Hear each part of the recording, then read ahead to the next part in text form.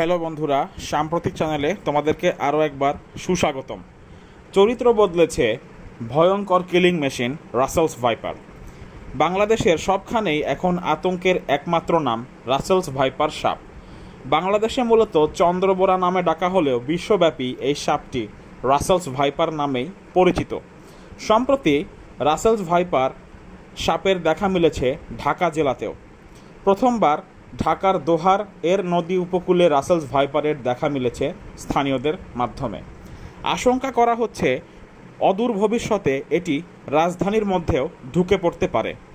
সরকারি তথ্য অনুযায়ী মানিকগঞ্জের হরিরামপুর চর এলাকায় গত 3 মাসে এই সাপের কামড়ে মারা গিয়েছে অন্তত 3 জন মানুষ। বিগত বছরগুলোতে এই সাপের বিচরণ বেড়েছে ব্যাপক হারে। স্ট্যাটিস্টিক্স অর্থাৎ তথ্য বলছে সাপটি গত কয়েক বছর ধরে এর স্বাভাবিক চরিত্র বদলেছে। বিরূপ পরিবেশেও এটি নিজেকে মানিয়ে নিচ্ছে। এর ফলে বিভিন্ন এলাকায় এটির বিচরণ বহুগুণ বেড়ে গেছে। ভূমিতে বসবাসকারী বিশ্বের 5ম বিষাক্ত সাপ এটি। তবে হিংস্রতার দিক থেকে এটি প্রথম। অন্য সাপ যেখানে মানুষের উপস্থিতি টের পেলে ভয়ে পালিয়ে যায়, সেখানে রাসেলস ভাইপার অর্থাৎ চন্দ্রবোরা সাপ অত্যন্ত ব্যতিক্রম। ভয় পেলে এরা কুণ্ডলি পাকিয়ে আক্রমণের জন্য নিজেকে প্রস্তুত করে। মানুষ দেখলেই এরা তেড়ে আসে এবং নির্দিষ্ট জায়গায় কামড় বসায়। সংশ্লিষ্টরা বলছেন, রাসেলস ভাইপার সাপ লোকালয়ে মূলত খুব কমই দেখা যায়।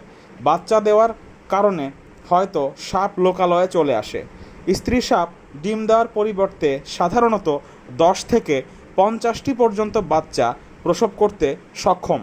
অন্যান্য সাপের ক্ষেত্রে কামড় দেওয়ার 48 ঘন্টা পর রোগীকে স্বাভাবিক ভাবা গেলেও রাসেলস ভাইপারের কামড় দেওয়ার পর অ্যান্টিভেনম কাজ করলেও ক্ষতস্থানের মাংস পচে যাওয়ার সম্ভাবনা থেকেই যায়। বন্ধুরা, এখন আসছে বর্ষাকাল। আপনারা সবাই রাসেলস ভাইপার সাপ এবং অন্যান্য সাপ থেকে নিজেকে বাঁচিয়ে থাকতে হবে এবং নিজেদেরকে খুব সচেতনতার সহিত চলতে হবে। ধন্যবাদ বন্ধুরা। ভিডিওটি ভালো লাগলে চ্যানেলটিকে সাবস্ক্রাইব করে আমাদের সাথেই থাকুন। ধন্যবাদ।